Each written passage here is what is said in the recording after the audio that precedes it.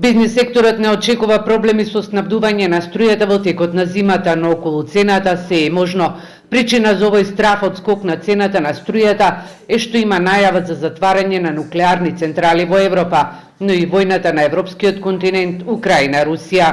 Јас мислам околу снабдување да не очекувам проблеми, но околу цените се е можно.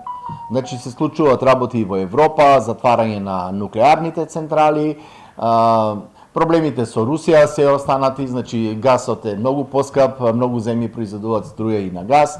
Ние ево сега слушно се прават ремонти, барем максимално нашите капацитети македонски да ги искористиме на тоа. Тие не се доволни и сигурно нема да бидат доволни за целата индустрија, туку само за граѓаните и за малите микрокомпании.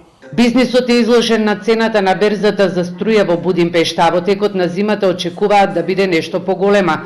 Димитров смета дека оние компании кои инвестираат во своји сончеви централи на кровните конструкции ќе имаат можност да ги намалат трошоците за струја. Во моментов во општина Штип во тек се 40 постапки за сончеви централи, а во Свети Николе има 30 компании кои на 50 хектари произведуваат струја на сонце. Овој регион веќе станува лидер за производство на струја од обновливи извори, а за неколку месеци се очекува и изградба на најголемата сончева централа на Балканот.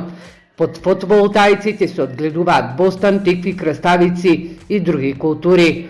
Ова е нешто ново во државата, бидејќи зборуваме за агроволтаици. Тоа значи дека под фотоволтаиците кои што ќе бидат инсталирани, кои што се ставаат на поголема височина, може да се одгледуваат одредени земјоделски култури и тоа е многу добро, бидејќи во тој случај не го користите земјиштето само како градежно, туку можете и понатаму да го обработувате, нели? Секако не можете со секоја култура, меѓутоа има одредени култури кои што може да се засадат. Централата Стипион, која ќе биде со моќност од 400 мегаватите, се гради на местото на карго аеродромот, во атарите на селата Три Чешми, Врасаково, Кривидол и Мустафино, и ќе се простира на околу 500 хектари земјоделско земјиште.